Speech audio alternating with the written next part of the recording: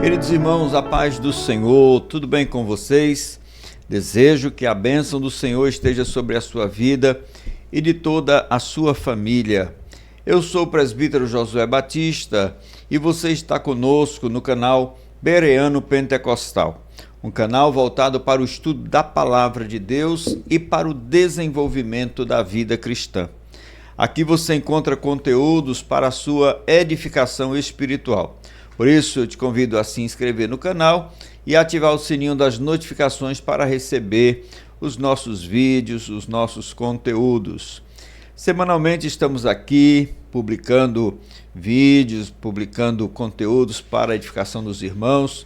E um dos nossos quadros semanais é o do estudo das lições da Escola Bíblica Dominical. E temos sempre a participação de um convidado especial que vem conosco aqui fazer os comentários, estudar conosco o assunto da semana. E desta feita temos mais uma vez a participação do diácono Valdeci Abreu.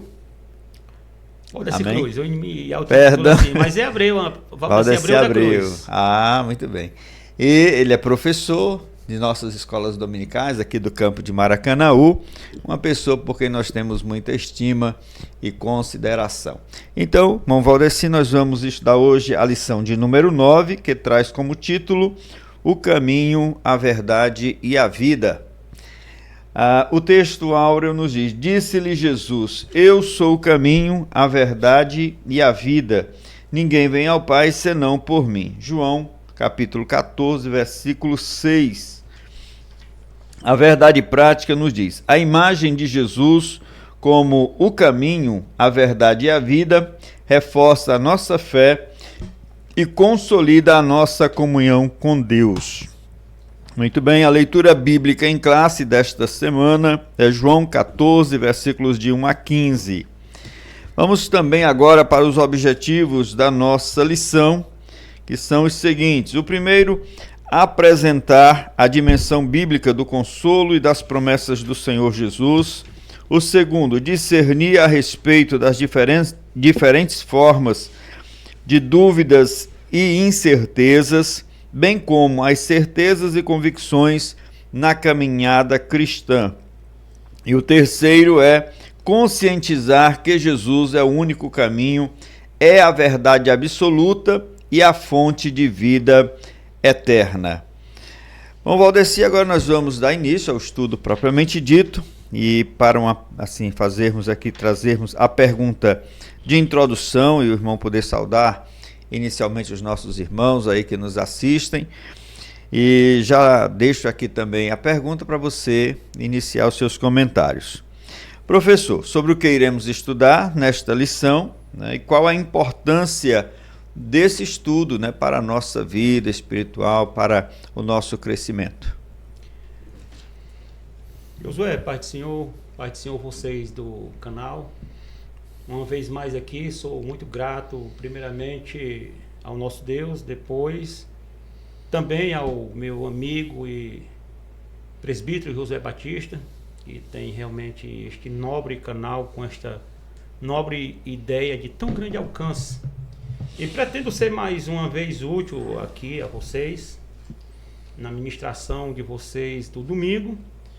E nós iremos realmente estudar hoje sobre uma tríade muito importante: o caminho, a verdade e a vida.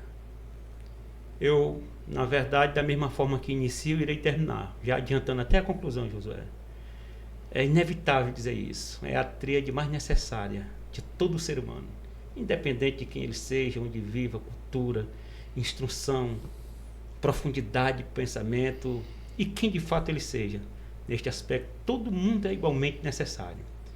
Que caminho, que verdade, que vida, na verdade, são necessidades que estão inerentes em nós.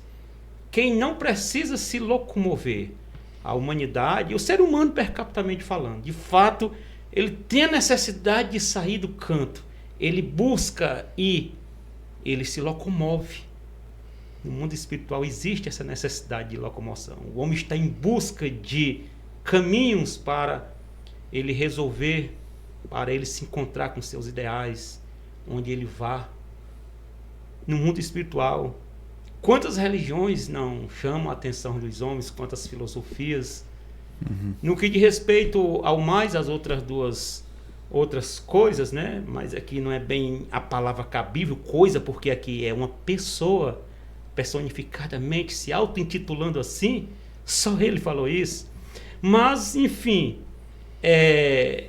a verdade, né? Que verdade. Interessante que a verdade, ela está para o ser humano, é uma necessidade. É impossível o ser humano viver só de mentira. Mesmo na mentira, ele entende que certas coisas, ainda que mentira seja verdade. Então, para ele tem uma verdade. Porque é impossível viver conscientemente só de mentira. A verdade é uma necessidade. A verdade, ela faz o homem enxergar além da realidade. Faz o homem viver melhor. A vida humana precisa de verdade. Mas que verdade é esta? Muitos homens falaram verdade. Freud, no seu inconsciente, ou seja, na sua postulação sobre o consciente, falou verdade sobre o inconsciente. É verdade, existe um poder no subconsciente. A lei de Lavoisier, que na natureza nada se cria, tudo se transforma, é uma verdade. Todos os homens que marcaram a sua época, que falaram, ensinaram a doutrina, falaram verdades. Mas nenhuma verdade libertava o homem, buscava o homem no aprisionamento do pecado, caído nas sarjetas da vida, condenado sentencialmente, veementemente caminhando para o inferno, já caído nas sarjetas. Nenhuma verdade podia e pode buscar, exceto esta. E a vida que nós mais valorizamos, de fato, em nós mesmos, a partir de nós mesmos, é a vida. O que é a vida? Mas esta vida aqui não é a vida como sopro, não é a vida como matéria. Mas mesmo essa vida, como nós estamos entendendo, a vida estereótipo, o ser humano entende como seu bem supremo, o seu maior bem. Mas viver sem essa vida aqui, que o Senhor Jesus disse que é viver uma vida sem vida. Dá para entender? Então, esta é a tríade do que nós iremos realmente estudar, entender melhor. Isto foi só para você pensar. E o interessante, José, é que onde o cristianismo chegou, onde o mundo é cristianizado, esta frase, que é um epíteto, se alguém falar, eu sou o caminho, a verdade e a vida, todo mundo sabe quem disse, porque Jesus é sem igual, só ele falou assim. Esta é a nossa introdução. Então vai ser realmente assim muito bom o assunto que vamos estudar nesta tarde, né? É uma proposta aqui de nós. Eu digo tarde, irmãos, é porque para nós aqui nesse momento, né, é a tarde, mas não sei a hora que os irmãos vão poder estar assistindo este vídeo. E esse versículo, irmão Valdeci, ele é um dos versículos assim chave das Escrituras, né? Sem dúvida. É um daqueles que resume o Evangelho, a mensagem do Evangelho. É o coração pulsante da salvação. Nós entendemos a cruz, mas quando nós olhamos para a pessoa de Cristo, aqui está o coração pulsante da questão. Isso permeia o propósito da salvação. Por isso só ele falou assim. Só ele é o que é, porque só ele salva. Muito bom. Ele, quando ele diz essa expressão a respeito de si mesmo, ele se colocou acima de qualquer um fundador de religião, de qualquer outra pessoa que tenha trazido ao mundo alguma forma de fé, né, de espiritualidade. Ele se coloca realmente assim num patamar superior. E como disse C.S. Lewis, ou ele era louco, ou ele era um impostor, alguém assim que realmente queria, um mentiroso, alguém que estava dizendo algo impossível a respeito de si mesmo. Então, a conclusão que nós chegamos é que isto, ele não sendo um mentiroso, não sendo um impostor, nem um louco, verdadeiramente ele era o Verbo divino encarnado, né? Muito bem. Nós vamos agora, irmão Valdeci, para o primeiro tópico. O primeiro tópico traz como título Consolo e Promessa do Senhor Jesus, ok? A nossa perguntinha para o irmão é a seguinte: professor, em que contexto Jesus pronunciou essa declaração? Eu sou o caminho e a verdade e a vida. Né? Eu quero que você traga o contexto ali daquele momento em que foram pronunciadas estas palavras, aqui de acordo com o texto de João, tá certo? E como o Senhor Jesus trouxe consolo, porque lá no começo ele diz, não se turbe o vosso coração, né? Ele trouxe consolo e esperança para os discípulos, mesmo que ele mesmo em si, ele estivesse angustiado. Ok? Pergunta feita, okay. Pode começar. Pergunta muito pertinente, não só ao ponto, ao tópico, mas como a todo um campo de situação. E interessante que não devo esquecer de dizer que a verdade, ela sempre foi uma busca, mesmo antes do cristianismo. Essa necessidade intrapessoal, esta necessidade de dentro do ser humano de consolo, principalmente em tempos de crise, também igualmente sempre houve e foi uma busca na humanidade por paz. Aqui, na verdade, a gente já tem assim um sentido de paz por aqui, Josué. Apenas o autor não trabalhou porque ele está trabalhando a tríade, né? Mas assim, nós temos aqui o contexto também de paz.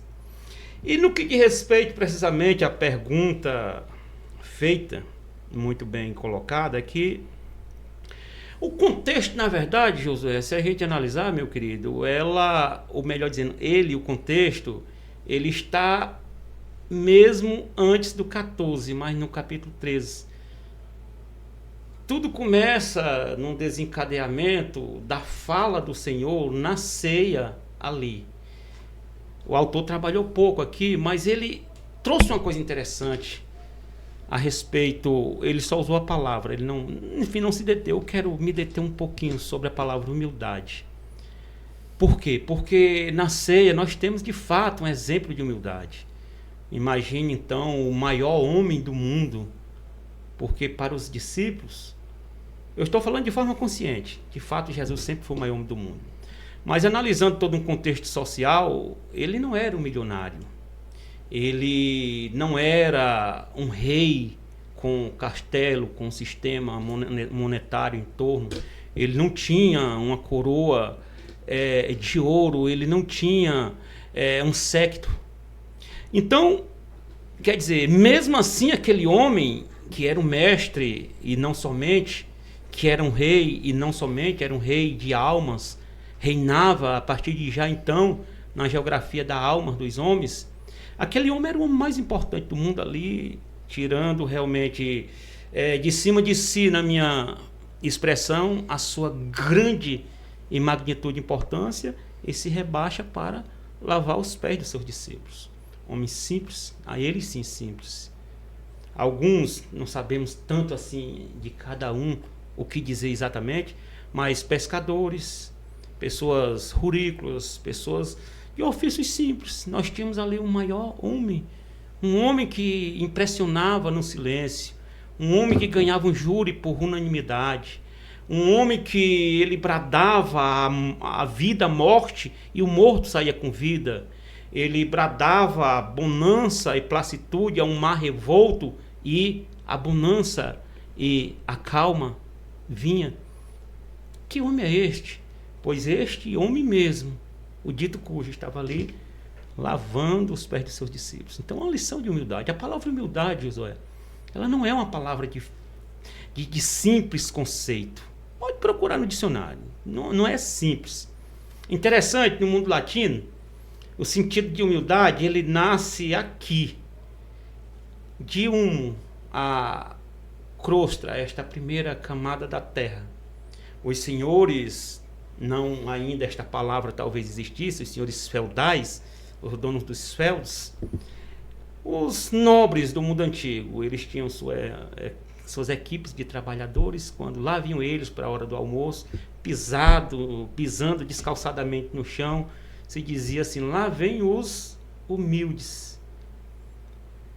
O que é a humildade nesse sentido filosófico e teológico? A humildade é exatamente essa capacidade de, dentro do nosso contexto principalmente, de alguém sendo grande, sendo muita coisa, sendo tudo, tendo tudo, ele ter essa capacidade de se rebaixar até o chão do limite do impossível para dar uma lição de simplicidade. Porque na liderança não é muito comum a gente entender o sentido de humildade. Infelizmente, existe uma síndrome, uma virulência do coração. Que o líder, ele esquece de entender que a sua liderança, ela tem mais efeito com a humildade. Com preparo, com capacidade, com autoridade, sim. Mas com humildade também. E o Senhor Jesus mostrou isso em detalhes. Então, esse contexto, ele está desde aqui. O Senhor Jesus fala a respeito de amor. O Senhor Jesus fala a respeito de exemplo. E, inclusive, todo esse contexto, nós vamos comentar mais, o próprio vernáculo caminho, nós entendemos do lado de cá do mundo, na cultura ocidental, o caminho como uma vereda, seja uma estrada, seja uma avenida, ou simplesmente uma ruela, ou um caminho de interior, você entende aquele caminho. Mas o caminho aqui, na verdade, ele é metafísico. É tão profunda a autoapresentação do Senhor que nós podemos até entender como caminho, apesar que ninguém vai pisar nele. Mas o caminho aqui é o exemplo. E esse exemplo ele começa na ceia, dando esse exemplo de humildade. Por isso ele diz, tá entendendo? Vocês me chamam de Senhor e Mestre, e falo a verdade porque eu sou. Pois se eu sendo isto, eu dou a vocês o exemplo fazendo isto, façais vocês também, lavai vocês também os pés uns dos outros. Então, está aqui. E de uma hora para outra, parece assim, ou dizendo diretamente uma digressão, ele fala a respeito da sua estadia aqui não mais.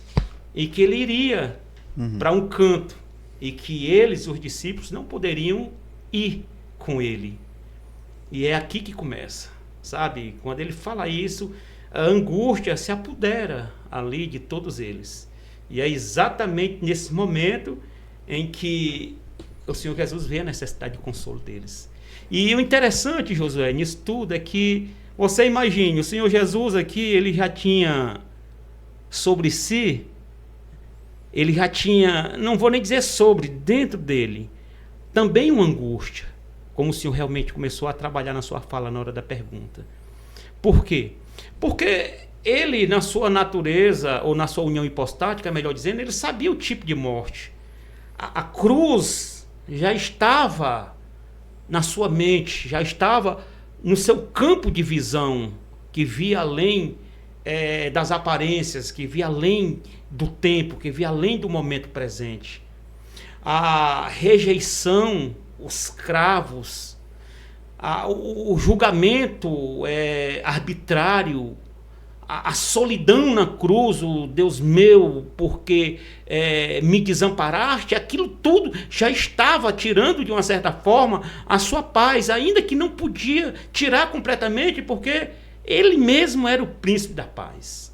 Então, mesmo quando ele deveria não ter paz, ele tinha paz. Tanto é que ele ofereceu, foi exatamente por isto que ele teve a capacidade de consolar. Josué é que nem uma pessoa gravemente ferida num campo de batalha, ter que socorrer a outros também feridos, sabe? Então, o que fica realmente dessa pergunta que o Senhor fez e no que diz respeito a estas coisas, é esta capacidade dele consolar os discípulos. E para não ficar muito longo o comentário, mas me chama a atenção, como eu falei de paz, né? João 14, 27, lá na frente, né? Ele diz: deixo-vos a paz, a minha paz vos dou, não vou-la dou como o mundo a dá, não se turbe vosso coração e nem se atemorize. Então, quer dizer, o senhor analise, Josué, que isso assombra realmente os alicerces da psicologia. Ele estava transmitindo paz, sabia que mais ainda os discípulos que estavam só angustiados, mas iriam ficarem perplexos com os acontecimentos após a sua crucificação. Ele já estava transmitindo paz, dizendo o que realmente iria acontecer e que eles não estariam sozinhos. É isto. Amém. Eu fico pensando também, irmão Valdeci, gostaria de acrescentar algumas poucas palavras aqui Amém, que à você está vontade, dizendo, né? José. Que esse texto de João 14 aqui, é porque a gente lê a Bíblia muito fragmentariamente. A É, gente verdade. lê um capítulo, aí às vezes esquece que aquilo está todo dentro de um contexto maior, né? E você falou muito bem. Está dentro do contexto da Santa Ceia, era a última ceia. Jesus ele estava para ser entregue, era naquela mesma noite ele seria entregue nas mãos dos gentios, né? Aliás, primeiro ele seria levado pelo seu povo, ali para Dos os sumos pecadores, né? A Bíblia fala isso, sacerdotes, né? pelos pecadores. E ele, como na sua onisciência, ele sabia do que iria acontecer, né? Sabia. Então ele estava angustiado também, ele estava sentindo as ânsias da morte, né? As ânsias da morte, que quando a pessoa está ali perto a morrer, sabendo, no corredor da morte, né? Então ela sente angústia, sente temores. Não vamos especular aqui como eram essas angústias de Jesus, Sem mas dúvidas. mas a gente sabe ali que ele mesmo confessou, né? Minha alma está angustiada até a morte, né? Marcos Ele 14, pede, 33. pede aos discípulos que orem com ele ali no Getsemane, posteriormente eles vão orar no Getsemane. Mas o que me surpreende, assim, esse capítulo aqui, ele é muito rico, assim, desse diálogo com Jesus, né? Um diálogo franco, um diálogo aberto, em que o discípulo pode confessar as dúvidas deles, né? Os temores. Nós não sabemos para onde vais, como podemos saber o caminho, né? Quem disse isso foi Tomé. Filipe pede para mostrar o Pai, e isso para eles, Senhor, olha, é suficiente para nós se o Senhor nos mostrar o Pai, né? E Jesus vai dar uma resposta que eu não vou aqui entrar em detalhes. Então é um capítulo assim que eu vejo assim com muita vitalidade para Josué, quem lê, né? exatamente. E eu queria só concluir aqui Diga. com o início do capítulo com essas palavras de consolo, de conforto. Não se turbe o vosso coração. Credes em Deus, quer dizer, eles já criam em Deus. E aí ele usa o verbo no imperativo. Crede também em mim, creiam também em mim, né?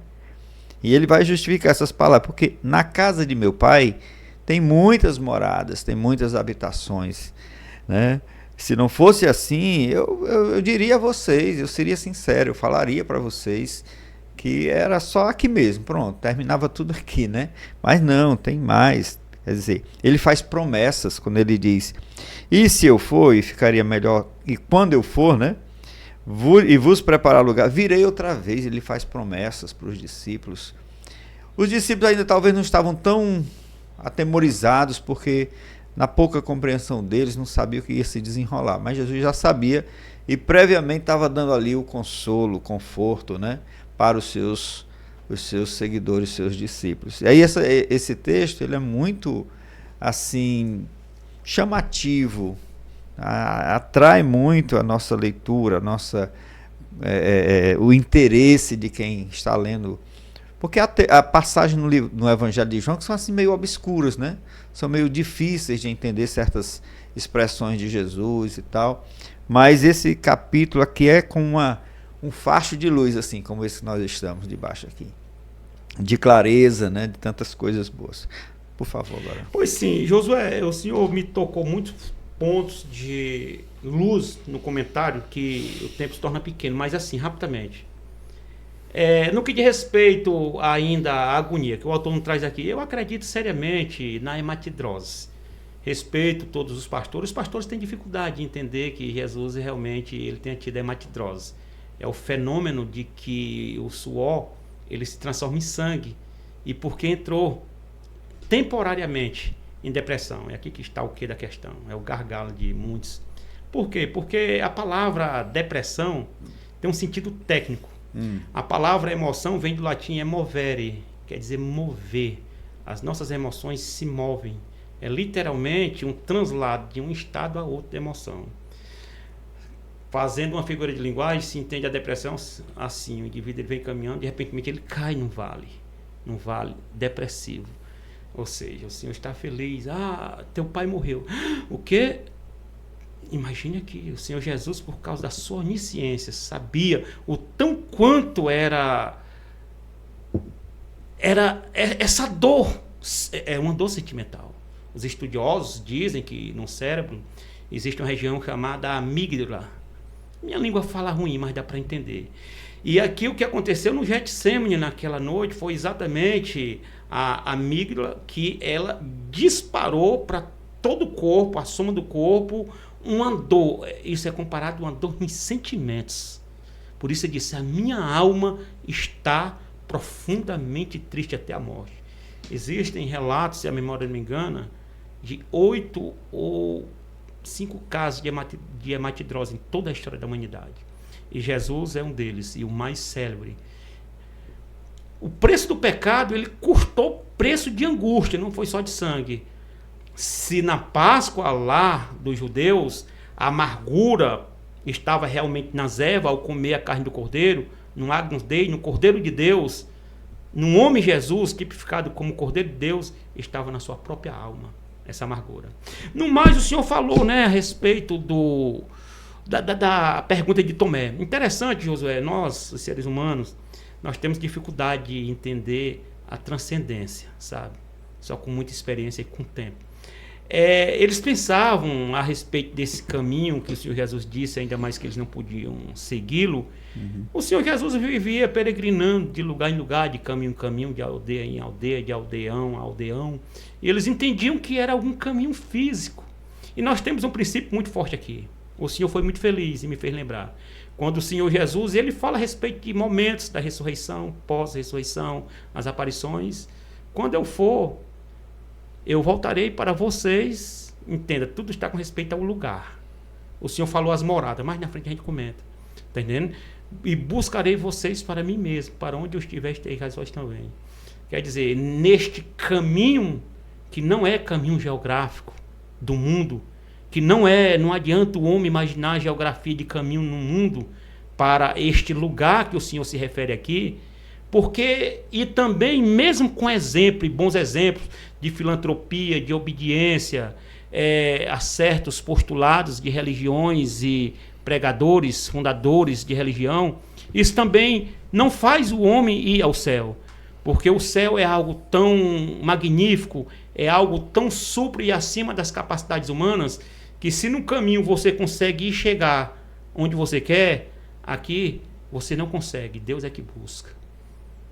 É exatamente Deus buscando você para levar você. Nós temos assim isso é um exemplo, é um princípio da mensagem revelada no mais profundo entre as interlinhas. Elias, Enoque, o autor aos Hebreus é muito feliz quando ele diz: visto que antes da sua transladação achara testemunho de que agradara a Deus, por isso Deus o tomou para si, para que não provasse da morte. Então o céu é algo tão alto, é algo tão magnífico, que através de esforço humano, que através de conduta humana, de religião humana, de mérito humano, não se consegue. Ou Deus vem e busca para levar para este lugar. Se o homem estiver trilhando neste caminho, o próprio Jesus mostrou o que ele próprio é, mas vamos entender, ele próprio é o caminho com as suas atitudes. A atitude do amor, a atitude da obediência, essa unicidade tão profunda, esta unidade tão profunda. É difícil falar isso, dele com o Pai. E isto é para ser um paradigma em nós. Glória a Deus. Que bom, mas a gente precisa avançar aqui. Vamos avançar. Vamos para o segundo tópico, né? Dúvidas, incertezas e enganos no caminho com Cristo. Mesmo... peraí, deixa eu mudar a câmera aqui. Mesmo sendo discípulos fiéis, podemos enfrentar dúvidas? É uma pergunta já, né, inicial. Mas queremos continuar. Que lições podemos extrair do relacionamento de Jesus com seus discípulos naquele contexto ali, né, dos momentos finais dele com os discípulos? Depois dali haveria uma separação temporária, né? Isso. Mas naquele contexto, e baseado neste capítulo, que lições nós podemos entender? Eu acho que também dentro do próprio diálogo que ele teve ali com os discípulos, né? É verdade. Podemos ter exatamente, Josué, a lição de que vale a pena confiar. Ele de fato é fiel, é verdadeiro. E ainda dentro, o autor, a revista chega a ser muito a miúde, né, José? Muito a repetir, né? Aqui neste tópico 2 do ponto 1, nós temos realmente o consolo no cenário da angústia, né? O que realmente é um tipo de um paradoxo, né? Por quê? Porque como você ter consolo num cenário de angústia? Não, na Bíblia nós temos realmente estas aparentes contradições, estas antíteses, porque existe esperança em meio à guerra. Eu fico pensando, Josué, como a Bíblia faz a gente pensar estas coisas incríveis e extraordinárias assim. O ano de 586 a.C., nós tínhamos ali, naquele contexto da oração de Abacuque, do capítulo 3:17, nós tínhamos ali a última leva de judeus levada à Babilônia. Nabucodonosor chegou ali para arrasar. Ali, imagino eu medito, eu entro na história de forma pensantemente, debruçadamente.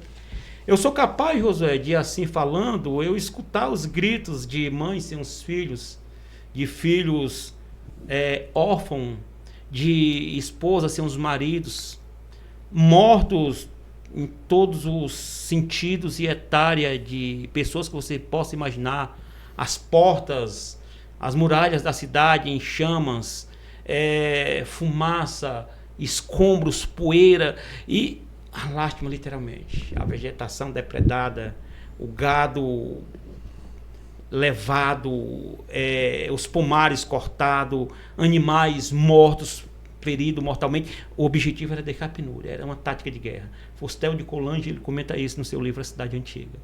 Então você imaginar dentro desse cenário, é o caos total. E alguém dizer, ainda que a figueira não floresça, nem haja fruto na vide, produto da oliveira minta, os campos não produzam mantimentos, as ovelhas sejam olha, o que é que ele está trabalhando na sua poesia?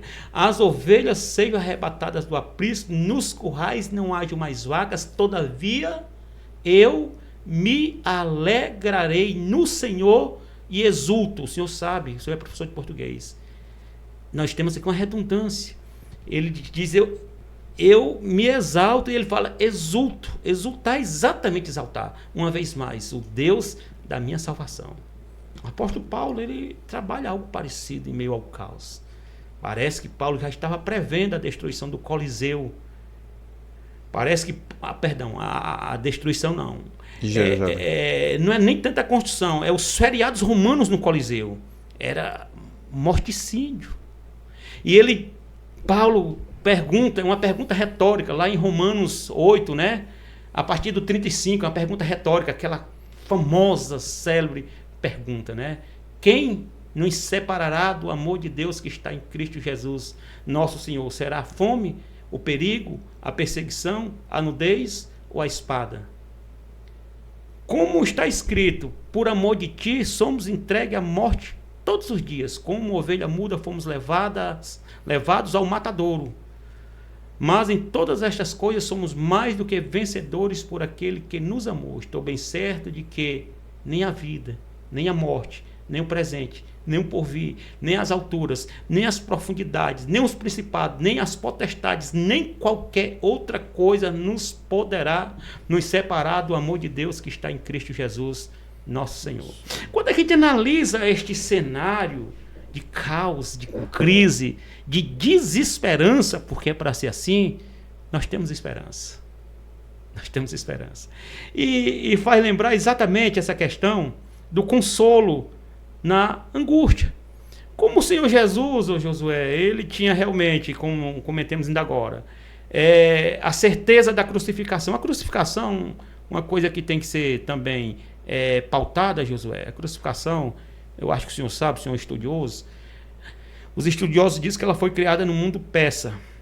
Ela foi desenvolvida pelos gauleses e aprimorada pelos romanos. A pena de morte no Império Romano era uma pena capital para os bandidos, infratores, rebeldes políticos, todos aqueles párias sistema que Roma julgava digno de morte. Então era uma forma horrenda, era uma das piores formas de morrer. E o Senhor Jesus sabia disso. Tanto é que ele teve realmente a sua hematidrose. Mas mesmo assim, José, ele transmitiu este consolo em meio ao caos. Isso não para aqui. Poderíamos comentar do próprio Senhor, que não tem mais a necessidade, o entendimento já foi passado. Mas você imaginar quando ele chegou em Betânia, né? Nós tínhamos ali um cenário de morte, de um gigante tão invencível que a religião judaica, inclusive o profeta João, tido pelo próprio Senhor como o maior dos profetas, não fez um milagre. Nós tínhamos 400 anos de silêncio, tanto de voz profética como de transcendência. Não fez um milagre. Então a religião judaica, exceto o Senhor Jesus aqui, a religião judaica não podia resolver o problema de Lázaro. O poder do império não podia resolver o problema de Lázaro, que era o problema da morte. A filosofia grega não podia resolver o problema de Lázaro, o problema naquela aldeia. Mas o Senhor Jesus, em meio a todo aquele cenário de clamor, de angústia, de penúria, como as irmãs mesmo disseram: Senhor, se tu estivesses aqui, ele não teria morrido. Elas até reconheciam que se ele estivesse, mas ele não chega ali como um amigo que estava sendo esperado. Ele chega como Deus que não sabiam que ele era e que ele queria ser reconhecido como tal. Por isso ele disse: eu sou a ressurreição e a vida. Todo aquele que vive e crê em mim, ainda que esteja morto, viverá. Ou seja, então ele traz realmente esperança em meio ao caos. A filha de Jairo, a Lázaro, ao filho da viúva de Naim, mulher, não chores, é a coisa mais normal. É uma mãe que está não digo nem condolências, ela está realmente sentindo toda a dor, é como se todo mundo estivesse sentindo, mas ali aquela dor é só dela, só ela sente aquele jeito. Eu não vou nem dizer condolências, sabe? E o Senhor Jesus diz: não chores. Que autoridade tinha ele sobre a morte, né? Quer dizer, são palavras de consolo. E com os discípulos não foi diferente. Não foi. Amém, glória a Jesus. E sobre as dúvidas, é normal a gente ter dúvidas ou não? Sim, rapaz, é normal, sim. Os discípulos tiveram, e Jesus estava presente. É aqui que nós temos que pensar uma coisa. Eu trouxe esse esclarecimento sobre isso. E eu realmente até tinha fugido um pouco da questão. Josué, nós temos que entender duas coisas, na verdade. No que diz respeito ao contexto dos discípulos e no que diz respeito ao nosso. Veja só, é como nós estamos estudando. O Senhor Jesus, naquela noite que ele apaziguou aquela tempestade, o Senhor Jesus, quando ele ganhou aquele júri por unanimidade, o Senhor Jesus, quando ele impressionou Herodes no silêncio, quando o Senhor Jesus ele chamou Lázaro à vida depois da morte de 4 dias, enfim. Você observe que os discípulos, eles já conheciam Jesus de muitas formas. Todos os relatos dos evangelhos são os últimos momentos dos acontecimentos do ministério de Jesus. Mas se isso é assim, nós temos aqui, na verdade, os acontecimentos finais do ministério de Cristo. Aqui não foi na Páscoa, essas dúvidas surgindo, né? Então vamos lá. Em primeiro lugar, os discípulos, muito embora tendo visto todas estas coisas, essa vida prodigiosa, esta vida poderosa, essa vida doutrinária de Cristo, eles não sabiam de fato a fundo quem Jesus era. Sabia, ele era Deus, ele já entendiam, mas ele não entendiam como era Deus em um homem. Então você observe que estas dúvidas aqui, o caminho, Tomé, quando ele pergunta sobre o caminho, é Tomé, né, que pergunta sobre o caminho, Pedro é o lugar, né? Pedro, ele disse que não sabia o lugar. Pedro pensava que era um lugar, uma aldeia, um lugar geográfico. Tomé pensava que era um caminho geográfico que Jesus andara por ele, como talvez até Tomé também tivesse ido. Então estas dúvidas, Josué, na verdade, elas nos discípulos, elas eram, digamos assim, eram mais válidas do que em nós. Mas ao mesmo tempo, em nós, Josué, se a gente analisar, já que nós temos toda a Bíblia escrita, nós não temos o direito de termos tantas dúvidas. Por quê? Porque o máximo que pode ser escrito sobre o Senhor Jesus foi escrito. Os discípulos eles não tinham ainda esse... Inclusive, alguns deles foi quem também, né, escreveu. Mas nesse momento do ministério, era como se tudo fosse novo. Mas a grande verdade, Jesus, respondendo sua pergunta taxativamente, é devido ser realmente um contexto de transcendência, e nós não vivemos só no transcendente, nós temos dúvidas e temos dificuldade. Sabe, eu tenho passado por problemas da vida, sabe, que às vezes a gente fica pensando, rapaz, como é que vai ser? Como é que Deus vai resolver isso? Josué, você pensa de uma maneira e ele resolve de outra completamente diferente, sabe? Cabe até aquela pergunta, a gente lembra, que homem é este? Por quê? Porque, José, nós temos dificuldade, José.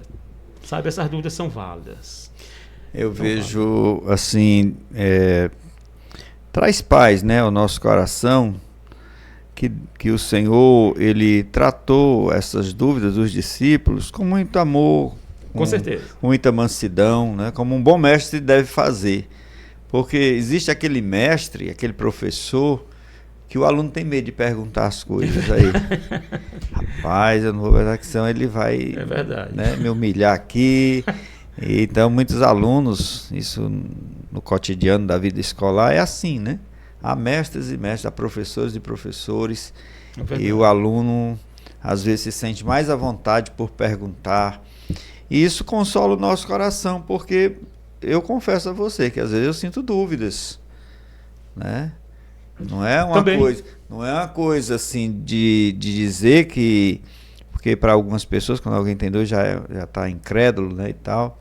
Mas isso faz parte, né? Faz parte. A gente vê homens como Elias chegando ao ponto de, Senhor, não dá mais para mim, chegar até ali um estado depressivo também. E outros, né? Que duvidaram, que teimaram com Deus, que questionaram o Senhor. E o Senhor Jesus, como um bom mestre, ele foi esclarecendo aquelas dúvidas. E eu fico feliz porque isso ficou para nós, né? Que poderiam, quando alguém está numa classe e alguém faz uma pergunta que é a dúvida de outras pessoas. Exatamente. Aquele não tinha coragem de perguntar, mas um corajoso perguntou, ajudou aquele que estava ali com medo de perguntar, né? Então as dúvidas de Tomé, as dúvidas de Filipe, as dúvidas de Pedro, né? A gente só não pode fazer como Judas, trair Jesus, né? Verdade. Pedro também chegou a um extremo naquele contexto assim muito perigoso. Quase que ele cruza a linha, se não fosse a misericórdia do Senhor, quase que ele cruzava a linha sem volta, né? O ponto sem volta. Mas ali o Senhor teve misericórdia de Pedro e ele pôde ser restaurado e ser até levado a uma posição ali de liderança dos discípulos na igreja primitiva. Então nós precisamos ver que esse texto ele também nos ajuda nas nossas fraquezas, nas nossas incertezas. Tem um ponto de humanidade muito grande. Exatamente, né? E que assim foi também oportuno para que o Senhor trouxesse ali grandes verdades teológicas que ainda ressoam, né? Que vão ressoar até a manifestação dele em glória, que nós vamos, se Deus quiser, se Deus nos permitir estar também nesse dia. É propósito. Né? Então, a pergunta, Senhor, pergunta de Filipe, ela é uma pergunta muito importante. Senhor, nós não sabemos para onde vais e como podemos saber o caminho. Aí Jesus dá a resposta, né, que é o foco da nossa lição hoje, do nosso estudo. Eu sou o caminho, Filipe, né? Eu sou a verdade, eu sou a vida. Mas vamos ao terceiro e último ponto aqui, que você vai exatamente nesse terceiro e último ponto, né, que nós vamos poder trazer esclarecimento melhores, mais profundos sobre essas três palavrinhas aí, essa tríade, como você disse, caminho, verdade e vida. Explique o que significa cada uma dessas palavras aplicadas à pessoa de Cristo. Esta tríade, né, como eu comecei assim, estou continuando assim. É magnífico, Josué. Eu tenho, durante todo o meu tempo de conversão, pensado sobre isso. E não tem como a gente entender a altura do que a gente precisa se a gente não for atrás de entender alguma coisa do original. Por quê? Porque, em primeiro lugar, nós temos a expressão eu sou, né? Eu sou. Esse eu sou, ele remonta exatamente à deidade, à divindade de Cristo. É o ego eimi, lá do grego, é exatamente o eu sou. Só que ele completa, né? Nós temos ali o sentido do verbo ser, que isso é muito profundo, José. Na verdade, os melhores estudiosos dizem que Deus não é. Perdão, Deus não existe, Deus é. É por isso que é muito interessante esse eu sou. Por quê? Porque a palavra existir, que nós entendemos assim como praticamente uma máxima, tudo começa aqui, na verdade, existir vem de ex existere. É algo existir e alguma coisa que já existe. Então, este eu sou é o verbo ser. Então Deus é e ele continua sendo. É interessante isso. Então veja só, então o Senhor Jesus disse, eu sou. Nós já temos aqui realmente um princípio da deidade. E muito interessante quando ele fala, eu sou o caminho, a verdade e a vida.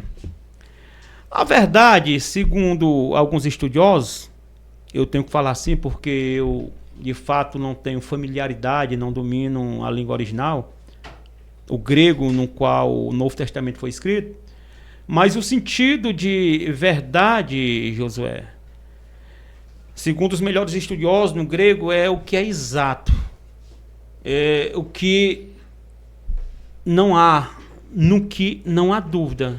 É exato, é exatidão, é certeza. Interessante, no mundo hebraico, tem essas nuances, Josué. E isso que eu quero trabalhar muito bem para a gente entender que, mesmo assim, não existe relatividade. Jesus é verdade absoluta. Mas a própria verdade, de acordo com essa produção cultural, nós temos umas nuances, porque estudiosos dizem que verdade, para um judeu, é entendida como fidelidade, como confiança. Interessante estar dentro do contexto, né? Uma palavra para falar a respeito do contexto interessante. A palavra texto, o senhor sabe melhor do que eu, do latim, quer dizer exatamente tecido. Algo que está tecido, né? E contexto é o que a gente diz o que vem antes. Calma. Mas o que vem antes, mas também tem um contexto, é o que está contexto. Texto, digamos, existe um tecido de ideias. E o contexto tem que ser ideias que tem a ver com aquela. Então tudo se junta, tudo se tece de uma forma interessante. É bem uns 5 tipos de contextos, né? Pois é. Não é interessante isso? É. Então, a palavra fidelidade, o sentido de confiança, Jesus ele estava dizendo para os seus discípulos naquele momento de tanta dúvida sobre o lugar.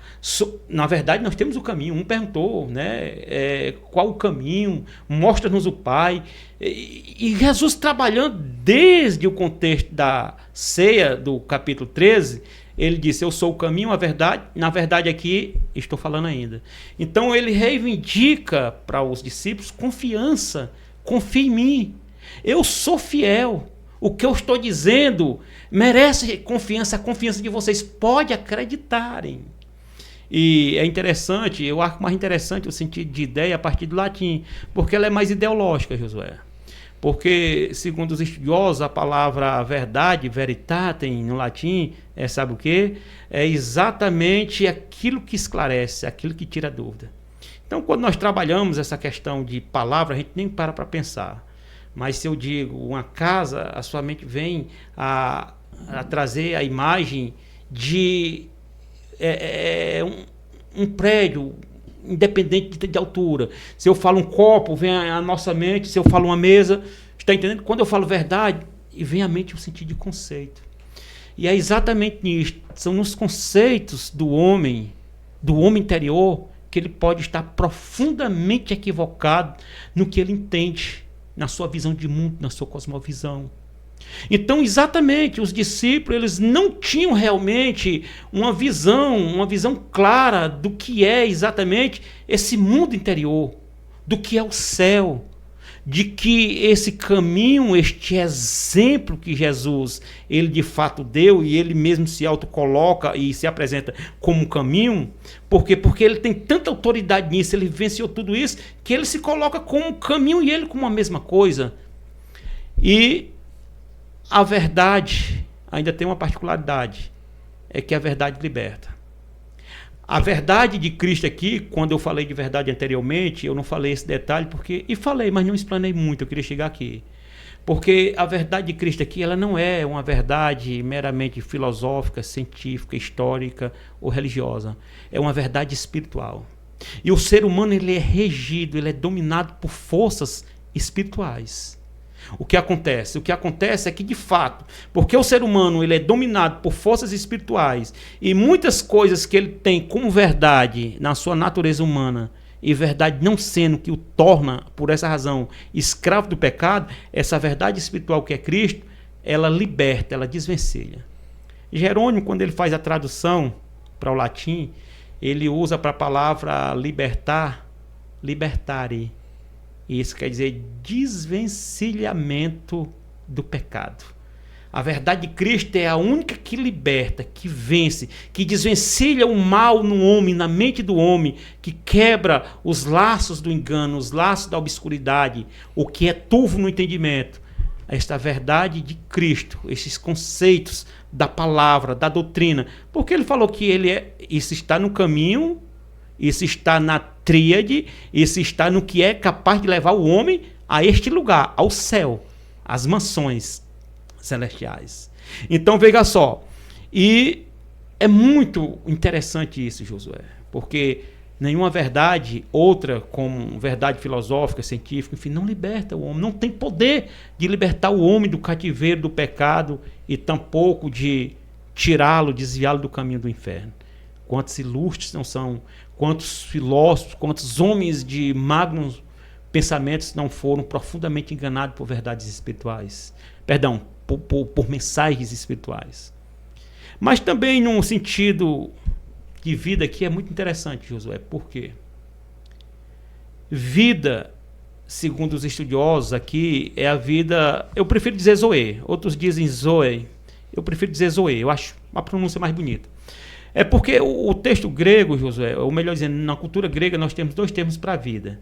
É a vida bios, vida como um conjunto de atividade biologicamente organizada, que é exatamente a vida palpável, a vida visível, a vida física, a vida estereótipa, e nós temos a vida zoe, que é a vida interior, procedentemente e emanadamente de Deus. É exatamente esta vida que o homem não tem sem Jesus. Porque que homem tem uma vida interior transformada se ele não conhece a Jesus? Que homem pode ter uma vida interior vívida se ele não for liberto pelo poder da palavra? E outra coisa, Josué, nós temos que pensar. Eu passei longos anos, há poucos meses, Deus me fez sentir, e eu posso dizer, ver, uma coisa que eu estou falando de mim, não estou dizendo outros, estou falando de mim, que eu nunca tinha percebido. O texto de João está totalmente pertinente a isso. De João 8,32, conhecereis a verdade, e a verdade vos libertará, como Jerônimo traduz, né?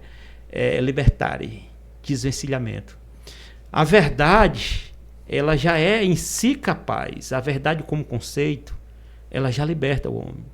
Através do ensino, através da doutrinação, da palavra de Cristo, ele próprio, a encarnação do verbo de Deus, poderia falar tanto, já liberta o homem no sentido de que o homem, ele de fato tem um conhecimento novo. O homem olha para um bêbado, ele vê que por detrás de um bêbado cambaleantemente, cai, não cai, tem uma alma caída. Ele olha para uma multidão de tietes em busca de um artista, de um evento, de uma solenidade para a sua alma no mundo, para as alegrias da vida. Ele vê que tem alguém profundo desprazer. Por quê? Porque tem um vazio. Agostinho diz, do tamanho de Deus, por isso só pode ser preenchido por Deus. Então, a verdade espiritual, essa verdade que liberta, já nos faz ver isso. Já nos libertou, já nos desvencilhou do engano de muita coisa, né? Mas no 36 ele disse uma coisa, Josué, interessante. Se pois o Filho vos libertar, verdadeiramente sereis livres. Então, Josué, na mesma forma, eu digo, na mesma proporção que o homem conhece conceitualmente, com conceito sobrenatural, nós estamos falando da verdade suprema, como muito bem colocou Elienay, mas na mesma forma e da mesma proporção que o homem conhece a verdade, o ensino, a palavra de Cristo, como ele diz, né? Se vós verdadeiramente me conhecessem, me conheceis, enfim, e aqui no 36 diz, se pois o Filho vos libertar, verdadeiramente sereis livres. É necessário conhecer, mas é necessário se intimizar, é necessário amar, é necessário ter um relacionamento íntimo com Cristo. A libertação, se a gente analisar, ela está tanto no campo do conhecimento como no campo da intimidade. Porque quantos homens, Josué, de tanto conhecimento bíblico, de tanta ciência bíblica, caíram no pecado e feiamente. Mas por quê? Porque faltou relacionamento. E isso é tão sério que quando em qualquer um de nós esse nosso relacionamento ele está em falha, a gente tende a ruir. A gente comete o que não é para cometer. A gente decide fazer o que não é para decidir. Você imaginar um homem como Salomão, José? Salomão, ele não era só um homem poderoso em sistema monetário, não era só o homem mais rico. Salomão era poderoso em palavras. Salomão era poderoso em inteligência. Salomão era poderoso em sabedoria. O seu veredito para o julgamento daquelas duas mães, ambas as duas prostitutas, cada qual reivindicando, mas só uma sendo mãe verdadeira do filho, e ambas dizendo que eram. Cortai o menino e dei uma parte a cada uma dela, segundo as suas metades. E você percebe? Olha o pecado de Salomão. E a Bíblia diz, sendo Salomão já velho, e o seu coração não sendo reto como o de Davi, seu pai, se prostrou e adorou, e fez para as suas mulheres templos, segundo as suas nacionalidades. Então voltando para cá. Então, José, essa verdade é exatamente essa verdade espiritual. Essa verdade que liberta. Não é a verdade do mundo suprarreal da filosofia platônica. Não é a verdade do poder do inconsciente da filosofia, da psicanálise freudiana. Não é a verdade, como disse, da lei de Lavoisier. Não é a verdade sobre o heliocentrismo de Copérnico e Galileu Galilei. Não é. É uma verdade que tem poder espiritual. Então é uma verdade suprema. Por quê? Porque é exatamente a encarnação do Verbo. Interessante. A psicologia diz que pelas palavras de um homem se sabe quem ele é e como ele pensa. Eu fico entendendo ou procurando entender, eu não vou dizer entender, não sei se é a melhor palavra, José. É o que é, até hoje eu penso, José, muito escutei, mas eu fico pensando o que é de fato a encarnação do Verbo, o que é o Verbo, o que era que estava na mente de João? Era um sentido judaico, era um sentido grego? O que é o Verbo? Porque o verbo na cultura grega, e João escreveu em grego, João ele parece ter tido o propósito de levar o mundo, não foi só os judeus, levar o mundo, então tinha que ser pela língua grega, trabalhando a ideia grega, levar o mundo à divindade de Cristo, e ele diz o Logos, e o Logos, José, era exatamente, Logos era a palavra para explicação, era a palavra para inteligência, era a palavra para discurso.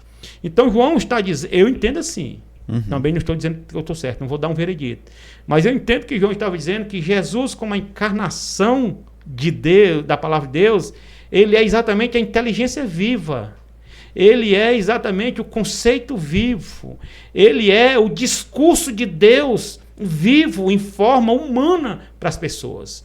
Aí o Senhor Jesus vai e se manifesta como o caminho, ele tem uma conduta de vida, um exemplo, um paradigma de vida. Você imagina alguém dizer, quem dentre vós me acusa de pecado? Ele ensinou sobre o amor e vivenciou o amor como ninguém.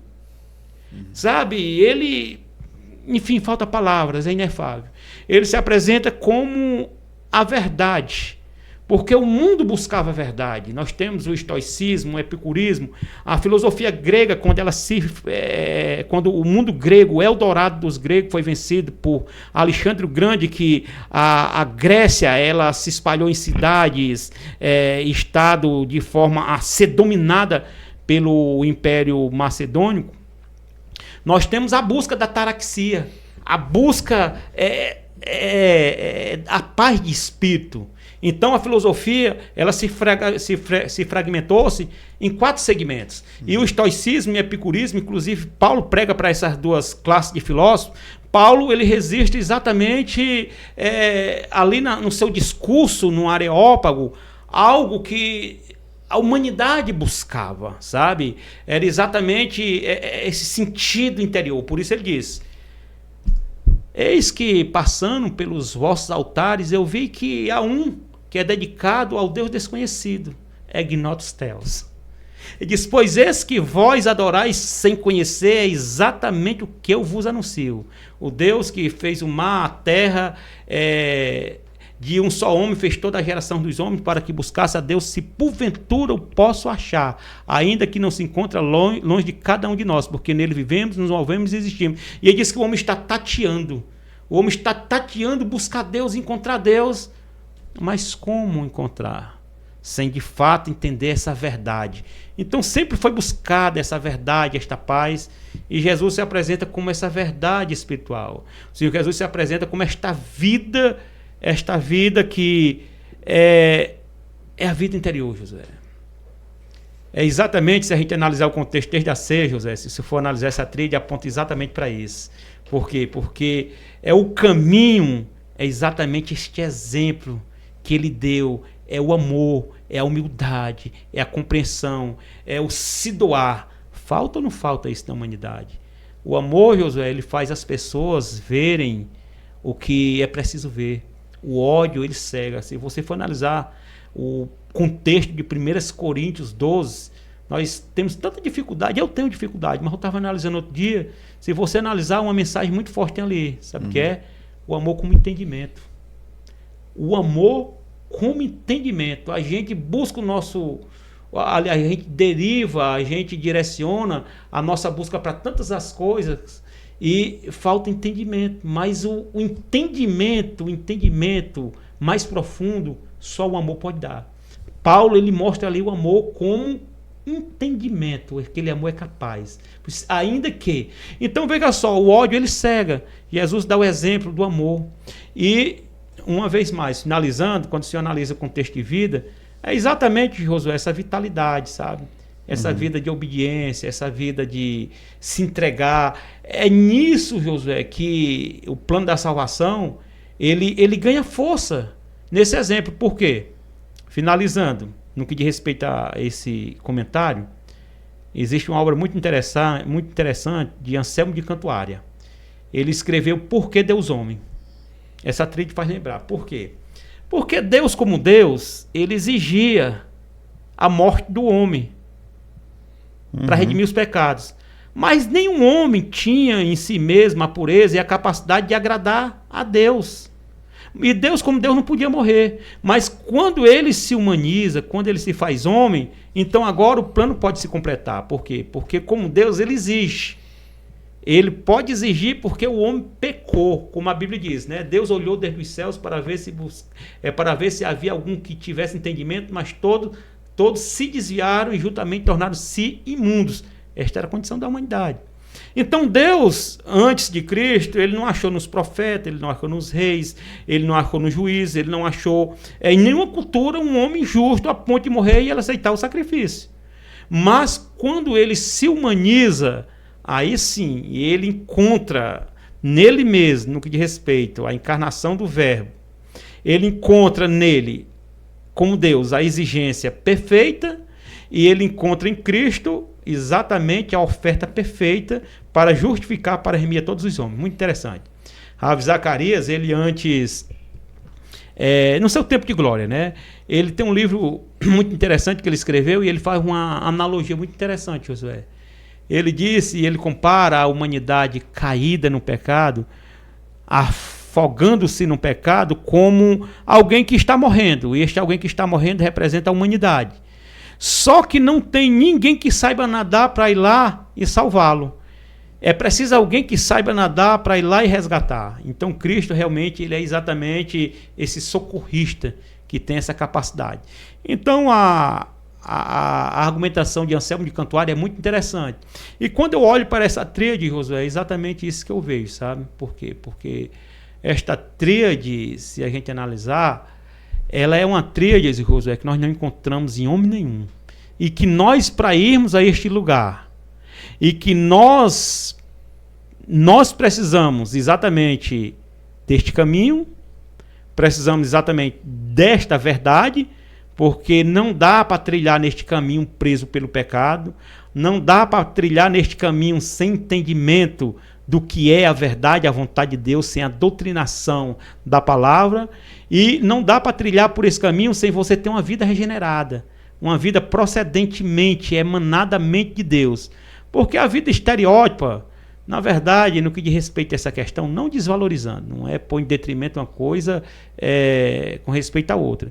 Mas, no que diz respeito a isso, ela nada vale. Jesus certa vez disse, a carne não tem nenhum proveito. O que vivifica é o Espírito. As minhas palavras são vida e são Espírito. Então, veja só, este é o sentido de Vida Zoe, José. Amém, rapaz. Este é o sentido. Que bênção, viu, irmão? Valdeci, nós tivemos aí uma explicação bem profunda, né? Puxando até no original, no grego. Só dá para entender um pouco se realmente a gente... Isso é que é estudar, né? Quando a gente quer realmente entender algo, você tem que ir às fontes, procurar realmente... Tem como você não entender. Bom, Valdeci, para concluir aqui, essas 3 palavrinhas, uma colocação rápida que eu quero fazer, né? Caminho, verdade e vida. Elas aparentemente não têm assim um nexo, né? Entre si, Isso. aparentemente. Caminho, Jesus diz Estou entendendo coisa, né? a argumentação. Aí passa para a verdade, não, aparentemente, mas se você for entender, eu acho que tem um sentido só, né? Porque Jesus sendo o caminho, sendo a verdade, sendo a vida, né? Então tudo está concentrado na pessoa dele, focado na pessoa dele, né? E agora sim, trazendo uma coisa mais prática, né, sobre essas 3 palavras, eu penso assim, caminho. Alguém pode conhecer um caminho, sabe? Rapaz, aquele caminho leva a tal cidade, né? Aquela estrada vai a tal cidade. É uma possibilidade. Eu posso não estar no caminho, mas posso saber qual é o caminho, né? Não é verdade? Então, o que é importante, além da pessoa conhecer o caminho, saber o caminho, é estar no caminho, né? Nesse caso, que é Cristo. Tem muitas pessoas que sabem falar muitas coisas sobre Jesus. São teólogos, são historiadores, né? São estudiosos, mas não estão no caminho. E é importante que a pessoa esteja no sentido da fé, né? Porque quando a gente está em Cristo é porque nós passamos pelo processo do Jesus histórico para o Verbo divino, né? O Jesus revelado como Deus ali encarnado. E então precisa crer, precisa estar no caminho. Verdade, né? A pessoa pode também conhecer uma verdade. E é importante conhecer a verdade, mas é importante crer na verdade, né? Tem muitas pessoas que não creem nessa verdade que é Jesus. Tá entendendo? É verdade. E, por último, a vida, né? A vida nós precisamos receber. A vida ninguém obtém de si mesmo. Nós não somos detentores da nossa própria vida, nem mesmo da vida física. Ela é uma dádiva, é um presente. E esta vida também divina, essa vida que não é a vida existencial humana aqui, terrena, ela é uma vida também dada por Deus, né? E o homem precisa receber esta vida de Deus e precisa viver esta vida. Então, assim, é uma aplicação que eu queria trazer, até para que as pessoas possam, né, assim, com certeza, muito boa. trazer para seu próprio entendimento. E com isso eu também quero propor aqui que você faça as suas considerações finais e a gente possa encerrar esse estudo maravilhoso. Amém, José. Obrigado. E Josué, já vou fazer. E assim, eu estava lembrando, assim, eu falo uma coisa que me fez lembrar, sabe? O interessante, José, é que a sabedoria ela é para todo mundo, mas nem todo mundo é para sabedoria. Provérbio tem um texto muito interessante. É um texto muito poético, muito metafórico. Ele diz assim: não clama porventura a sabedoria, e a inteligência não faz ouvir a sua voz? No cume das alturas, na encruzilhada das veredas, junto ao caminho ela se posta. A entrada da cidade, a entrada das portas está gritando. A vós, ó homens, clamo, e a minha voz se dirige aos filhos dos homens. Eu sou a sabedoria. Então quer dizer, a vontade de Deus nesta compreensão que nós temos tido do ensino é que todo mundo tenha realmente esta sabedoria. E o Senhor Jesus, ele se auto-apresenta como, quando ele se apresenta como caminho, José, pode ter certeza, esse caminho ele tem um sentido metafórico, é exatamente o exemplo que ele vivenciou e ensinou. Então quer dizer, nós temos tanta dificuldade de entender isso, é como o Senhor disse, muitos homens até falam verdade, mas não vivenciam porque parece que não acreditam. Pilatos, ele teve uma pergunta tão nobre, e não temos mais tempo, mas ele pergunta: o que é a verdade? Ele entendia um sentido para a verdade, mas o Senhor Jesus, ele se emudeceu para que, ele sentisse a verdade. Tem horas, Josué, que o conceito, ele parece que é impotente, é necessário sentir a força do que isto é. E o Senhor Jesus não respondeu. Interessante, por quê, né? Então, assim, diante de tudo que foi dito, meus amados, fica a minha palavra de gratidão ao presbítero Josué, também ao meu pastor, o pastor Eliabe, é um homem muito preparado. Estou ali no Jordão, naquele cantinho do mundo, um cantinho muito simplório, mas que muito requintado da glória de Deus, e se torna assim um canto muito especial. Na verdade, é muito especial. Deus, ele realmente tem se tornado, tem se feito presente. A palavra correta é essa, se tornado não, se feito presente ali. E nisto tudo, nos meus agradecimentos, é por isso que eu falei dali, era injustiça não falar, estou muito feliz ali. E no que diz respeito às considerações, à conclusão final, eu disse que iria terminar da mesma forma que estaria começando quando falei. É que esta tríade, meus queridos, vocês façam, na medida do possível, vocês têm essa missão de fazer os seus alunos entenderem que é a maior necessidade da vida humana. E Jesus, na verdade, ele não é um produto da religião, ele não é um logotipo dos religiosos. Jesus é a necessidade de vida ou morte.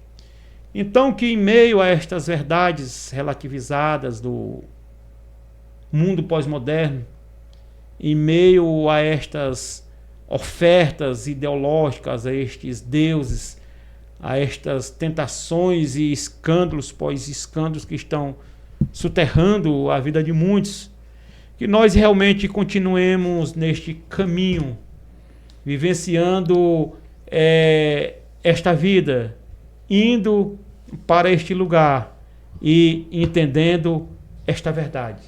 São minhas considerações e minha fala final. Amém. Amém.